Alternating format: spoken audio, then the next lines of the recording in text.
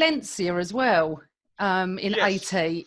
Yes, So we had like did. 2 cup finals in a week that we lost. Yeah. And I just started school in 1980. And as you know, Kev, like I've always been into football.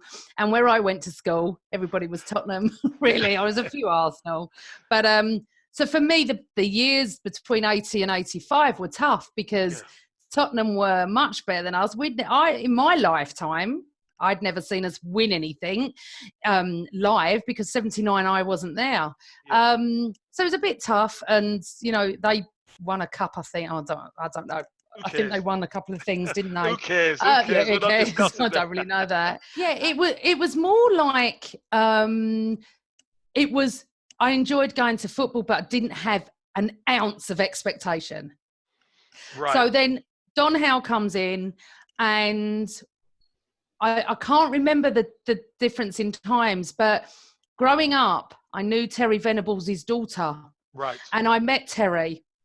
And I'm not name dropping here, but this is when I was a teen. Drop it. Drop it. Now, the reason I'm telling you, there's a story behind it. So when I went to Terry's house in Essex, my dad wanted to meet him. I was embarrassed because I was like, he used to take the mickey out of me, Venables, for being a junior gunner, but I was. Yeah. And there was a story that had come out that he was wanted by Arsenal. That's right. He wanted to go to Arsenal, but unfortunately our director messed that up slightly, I think.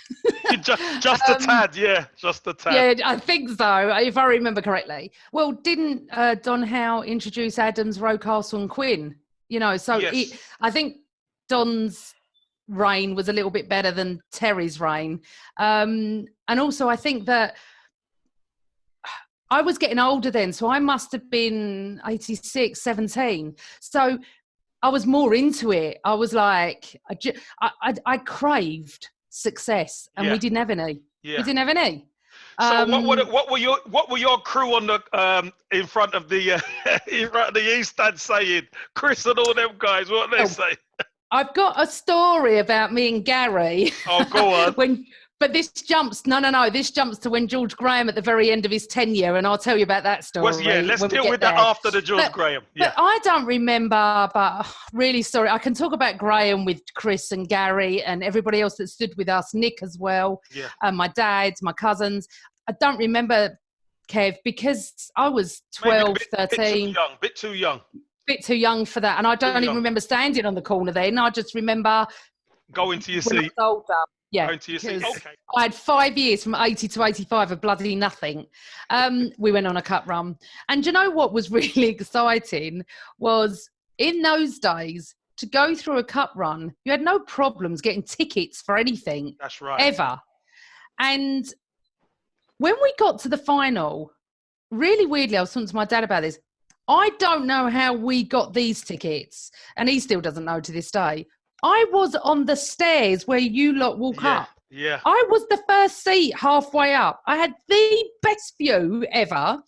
And when every player came up, were next to me. Yeah. So when I'll jump back after this. Yeah, I know you're a jumper. Oh, I'm a jumper. When Charlie Nicholas walked up, I gave him a hat and scarf. So every paper you see of that day, it's your hat and scarf. My hat and scarf. And I was like, well, how old was I then? I was 18, nearly. Yeah. And he was my hero. I loved him. I fancied him. I was like, oh, just like schoolgirl crush on him. And also then he goes to score the winner. But the final for me, Kev, I cannot remember anything. I can't remember the lead up, going. I remember scoring and then them lot coming up. And I'm going, oh, my God, we've won a trophy. Oh, wow. This is amazing. Because in those days, like 89 at Anfield, no one beat Liverpool. They never lost when Ian Rush scored. So we broke that record as well. And I'm not being funny. When you're Arsenal, you feel like you're a little club.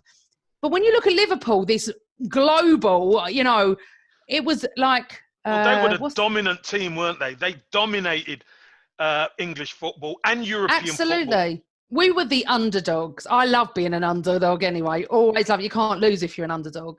But I just loved, I remember just little snippets. It's a long time ago for me and you.